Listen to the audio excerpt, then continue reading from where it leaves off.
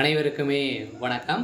சற்று முன் கிடைத்திருக்கக்கூடிய ஒரு மிக மிக முக்கியமான செய்தி ஒன்று வெளியாகியுள்ளது. சற்று முன் திமுக அமைச்சர்கள் பதவி பறிப்பு, 7 ஆண்டு சிறை தண்டனை, இது மாதிரி செய்திகள் வெளியாயிருக்கு. இப்போ திமுகவில் பார்த்தீங்கன்னா முக்கிய அமைச்சர்கள் இது வரைக்குமே பார்த்தீங்கன்னா மிகப்பெரிய ஊழல்கள்லாம் பார்த்தீங்கன்னா திமுக சேர்ந்த அமைச்சர்கள் செஞ்சுருக்காங்க. இந்த ஊழலின் அடிப்படையில் தான் இப்போ அதிரடியாக ரைடுகள் நடந்ததில்லை. அந்த ரைடின் அடிப்படையில் அமைச்சர் பெரியசாமி அதேமாதிரி சேகர்பாபு அவருடைய வீட்டிலும் தொடர்ந்து 3-4 நாட்களாகவே ரைடுகள் நடந்தது. இந்த ரைடின் அடிப்படையில் எக்கச்சக்கமான போலியான டாக்குமெண்ட்டுகள் பார்த்திங்கன்னா சிக்கிருக்கு. கவர்மெண்ட்டுக்கு நல்ல கணக்குகளை காட்டி பணங்களை எக்கச்சக்கமான பணங்களை பார்த்திங்கன்னா இது வரைக்குமே 10 லட்சம் கோடிக்கு மேலே பார்த்தீங்கன்னா இவங்க இப்போ மிகப்பெரிய ஊழல் செஞ்சுருக்காங்க அப்படின்றத இப்போ அமலாக்கத்துறை கண்டிச்சிருக்காங்க.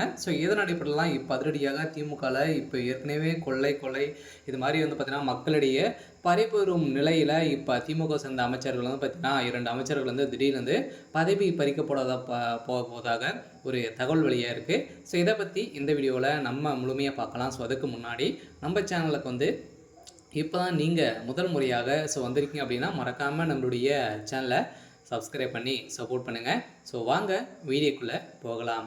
பார்த்தீங்கன்னா திமுக சார்ந்த அமைச்சர்கள் இது வரைக்குமே 12-13 அமைச்சருக்கு மேலே பார்த்தீங்கன்னா அனைவருமே ஒரு மிகப்பெரிய ஊழல்வாதி. அவர் மீது இல்லாத வழக்குகளே இல்லை அந்த அளவிற்கு பார்த்தீங்கன்னா வழக்குகள் சமீப காலத்தில் பார்த்தீங்கன்னா செந்தில் பாலாஜி அவர்களும் பார்த்தீங்கன்னா ஒரு முக்கிய பொறுப்பிலிருந்து இப்போ இல்லாத அமைச்சராக இருக்காரு. இதை தொடர்ந்து இப்போ மீண்டும் திமுக சார்ந்த அமைச்சர்கள் பார்த்தீங்கன்னா சிக்கக்கூடிய நிலையில் இப்போ அதிரடியாக அமைச்சர் துரைமுருகன் அவர்கள் அதே மாதிரி பார்த்தீங்கன்னா திமுக இருக்கக்கூடிய மூத்த அமைச்சர்கள்லாம் பார்த்தீங்கன்னா இப்போ வருகிற சட்டமன்ற தேர்தலிருந்து அவருடைய பதவிகள் அனைத்துமே காலி செய்யப்பட போகிறாங்க அப்படின்றத ஒரு தகவலும் வெளியாக இருக்குது. இருந்தாலும் இதில் மிகப்பெரிய ஊழல் சிக்கியிருக்காங்க இல்லையா. அந்த அமைச்சர்களுடைய அனைவருமே பார்த்தீங்கன்னா பட்டியலை இப்போ அமலாக்கத்துறை எடுத்திருக்காங்க. இப்போ கோர்ட்டில் பார்த்தீங்கன்னா வழக்கு பதிவு செய்து இந்த வழக்கின் அடிப்படையில் இப்போ ஒரு 3-4 அமைச்சர்களுக்கு பார்த்தீங்கன்னா 7 ஆண்டுகள் சிறை தண்டனை விதிக்க போகிறதாகவும் ஒரு பரபரப்பான ஒரு தகவல் வெளியாக இருக்குது. இந்த தகவலின் அடிப்படையில் தான் இப்போ திமுகவுடைய அலுவலகத்தில் ஒரு மிகப்பெரிய மாற்றங்களை கொண்டு வர போகிறாங்க. சில வருகிற சட்டமன்ற தேர்தலில் 2026 உதயநிதி ஸ்டாலின் முதல்வராக வேட்பாளராக அறிவிக்க போகிறோம் அப்படின்ற மாதிரி ஒரு